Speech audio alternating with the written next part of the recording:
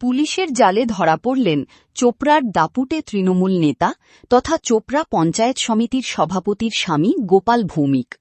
সোমবার ভারত নেপাল সীমান্তের খড়িবাড়ি থানার পানিট্যাঙ্কি এলাকা থেকে তাকে গ্রেপ্তার করা হয়। পুলিশের দাবি, নেপালে পালানোর ছক কষছিলেন তিনি। দীর্ঘদিন ধরেই গোপাল ভৌমিকের বিরুদ্ধে একাধিক মামলা ছিল। অভিযোগ, রাজ্যে রাজনৈতিক পালাবদলের আগে পর্যন্ত এলাকায় যথেষ্ট প্রভাব খাটিয়ে চলতেন তিনি। তবে পরিস্থিতির পরিবর্তনের পর থেকেই তিনি পুলিশের নজরে ছিলেন। এদিন গোপন সূত্রে খবর পেয়ে অভিযান চালিয়ে পানিট্যাঙ্কি এলাকা থেকে তাকে পাকড়াও করে পুলিশ। গ্রেপ্তারের পর তাকে সরাসরি চোপড়া থানায় নিয়ে আসা হয়েছে। ঠিক কোন নির্দিষ্ট মামলায় তাকে গ্রেপ্তার করা হয়েছে সে বিষয়ে পুলিশ এখনো বিস্তারিত কিছু জানায়নি। তবে তাঁর এই গ্রেপ্তারিতে এলাকায় ব্যাপক চাঞ্চল্যের সৃষ্টি হয়েছে। পুলিশ ঘটনার তদন্ত শুরু করেছে। পুলিশকে ধন্যবাদ জানাই যে মনে হচ্ছে সবার প্রথমে যে আজকে প্রথমবার চোপড়া ব্লকের পুলিশ ভালো কাজ করেছে। এভাবে ভালো কাজ করতে থাকলে সাধুবাদ জানাই। কুখ্যাত ভূ মাফিয়া গোপাল ভৌমিক এবং কি আরও অনেকে রয়েছে, তার সাথে রয়েছে আকবর আলী, এরা দুটোই কিন্তু মার্ডার কেসের আসামি।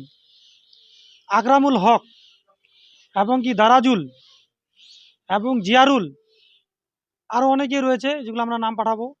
জেসিবি, বড় বড় কুখ্যাত মার্ডারের আসামি, তারা এখনও দিবালোকে প্রকাশ্যে ঘুরছে। আমি প্রশাসনকে বলবো যে আপনারা নিরপেক্ষ বিচার করবেন। সে আমার নিজের লোক হোক, আমার নিজের ফ্যামিলির হোক, বা আমাদের বিজেপির কার্যকর্তা হোক, যে অন্যায় করবে আইন তাকে সাজা দিবে। আইন সবার জন্য সমান। তাই আমি প্রশাসনকে জানাচ্ছি ধন্যবাদ যে আজকে ওনারা যেই মাফিয়াকে ধরেছে, মাফিয়া যাতে ছুটতে না পারে, মাফিয়ার যে অন্যায় করেছে, মার্ডার করেছে, সঠিক বিচার যাতে জনগণ পায়। দেখুন প্রশাসন, বললাম তো, মনে হচ্ছে প্রথমবার রাজনীতি হিংসা চোপড়া বলে একটা হিস্ট্রি রয়েছে। এই প্রথমবার মনে হলো যে কাউকে অ্যারেস্ট করলো এবার।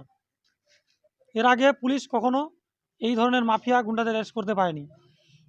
জনসাধারণের উদ্দেশ্যে কি বার্তা রাখবেন? জনসাধারণের উদ্দেশ্যে আমি বার্তা দিব যে এখানে আইনের শাসন থাকবে, আপনারা ঘাবড়িয়ে যাবেন না। ভারতীয় জনতা পার্টি আপনাদের পিছনে আছে। আমি চাইবো যে এরিয়াটা শান্ত থাকুক। এই ধরনের কুখ্যাত আসামিরা আরও গ্রেপ্তার হবে। আর তারা যদি গ্রেপ্তার না হয় তাহলে ইউগি মডেলে প্রশাসনের মাধ্যমে এনকাউন্টার হবে। প্রশাসন যা যা ব্যবস্থা, প্রশাসনকে ফ্রি হ্যান্ড দেওয়া হয়েছে, প্রশাসন এনকাউন্টার করবে। অবশ্যই রাজ্যে সুশাসন প্রতিষ্ঠা হলো, আগামী দিনে আরও ভালো হবে। যত দিন গড়াবে তত এই ধরনের মাফিয়া ক্রিমিনাল অবশ্যই তারা সারেন্ডার করবে। আর সারেন্ডার না করলে আমাদের এখন মুখ্যমন্ত্রী বলেছেন যে নালে খরচ হয়ে যাবে।